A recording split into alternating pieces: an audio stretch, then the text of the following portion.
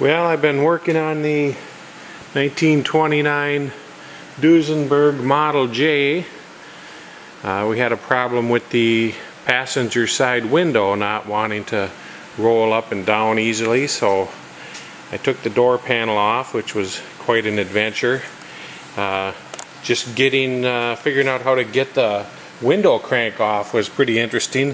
What ends up being the case is that you thread this escutcheon plate off, and then the handle pops right off of there.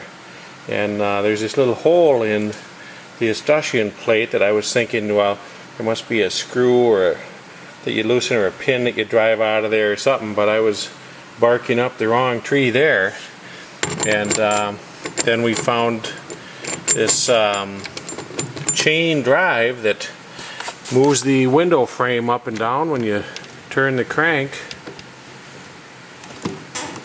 and the bottom of the window frame is just attached to the chain. Now, where the window on the edge slides in these channels, it's lined with this fuzzy felt stuff, and I sprayed that with some silicone lube, which really helped. And this chain was just caked with ancient old grease, so I cleaned that up really good and oiled it. But I see that the window rocks a little bit because these don't fit tight in the channel, and I was thinking that maybe I should take it out and try and space that out some, but I decided I didn't want to put that much time into it right now, so I'm going to just put it back together. The window's going up and down good. Before I put it back together, I'm going to get these door hinges lubricated real good so that they don't wear out or squeak. And now's the perfect opportunity, because usually the door only opens part way because of this retaining strap on there. But with the strap off, I can open it a little further. It gives really good access to the hinges. Kind of interesting to see how the door is constructed. It's got a wood frame, pretty heavy duty chunk of oak across the top, and then these wood side pieces have got the channels cut in them for the window to slide in, wood along the bottom, and then the aluminum skin on the outside and around all the edges.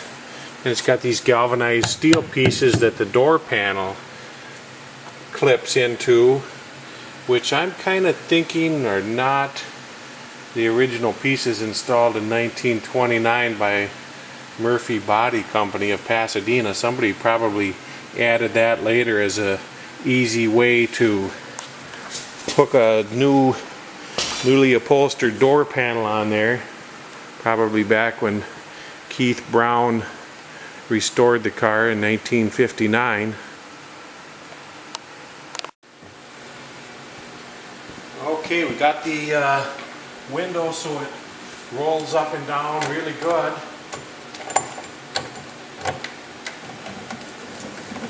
Still goes a little crooked on its way up or down, but it's down, it's good, and straight, and up, it's good and straight. So we're okay with that. So the next step is we got to get these two boards back in place. So I'm going to get those in there and put some screws in. I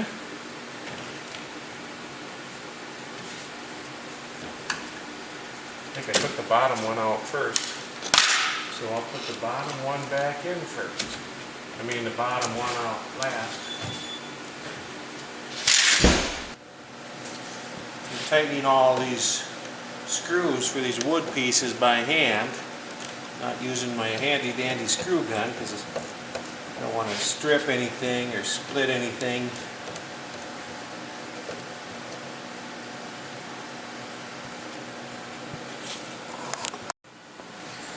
The next step is to install the door panel, which is a piece of thick cardboard with leather upholstery over it. It's got these clips around the side that go into these holes in the door, and then the top of it gets tacked on with nails.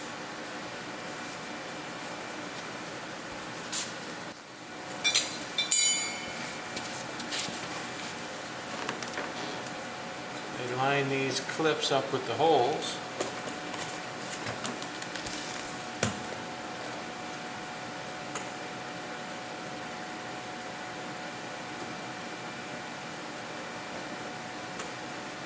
Easier said than done.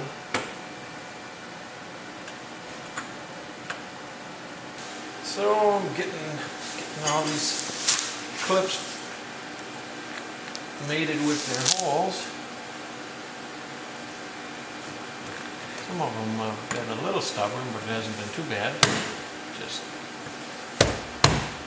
kind of put them in the right spot so they clip in. There we go. That's the last one.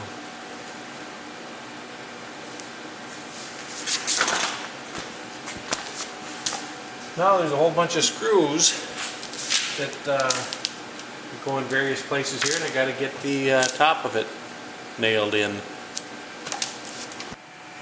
Right here, from the cardboard into that wood behind it is got to get all nailed in along the top, so I'll do that, and then the leather gets folded over and tacked in across the top. I had to pull all those out when I was taking it apart. Okay, got that all tacked in. Yeah. So Murphy put these nifty little spring-loaded covers on top of the window on the top of the door. So I got to get that screwed down. It's kind of a neat deal. Hides the window, gives it a roadster look when the windows are down. Okay, trying to get this cover down, and it's sticking up on this end, and I see that the spring here is goofed up. I don't know if I did that or if it was like that, but we want to make sure that's working good so this end stays down. So I'm going to have to take it off again and figure out how to fix that spring. Okay, I figured out what the problem is on that spring. The hole at one end of the spring goes into is oblonged out so that the spring just pops through. I think I'll stick a little piece of wire crossways to it underneath that part of the spring. So what I did is I made up a little piece of plated steel rod, made a little hoop there to put under that end of the spring, and that should be hidden once this is all assembled. So now I got to mount it back on here. Okay, we got that all on there. Still sticks up a little bit, but I can't make it stay down. Probably needs just a little straightening or something, but it works really nice. The window pops right out of there when I turn the crank, so that's good. The window goes down very easily and goes right back in. So now we got to put this really nice chrome cover on top of that. What's interesting about this thing, well, for one, it's heavy. It must be brass or something. It's got a 25 stamped in it, and I notice this piece also has a 25 stamped in it, so I wonder if they're a matched pair or something like that. This goes on there, and we'll get some screws put in there, and it looks like it is going to cover up my little spring fix. Well, I couldn't get one screw in because I got a tack right in the way of where that screw is supposed to go, so I got to pull that tack out. Oops.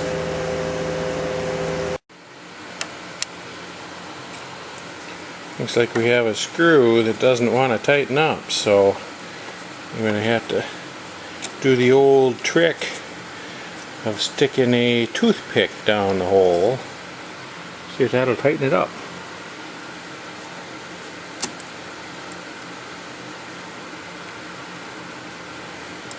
Let's give that a try.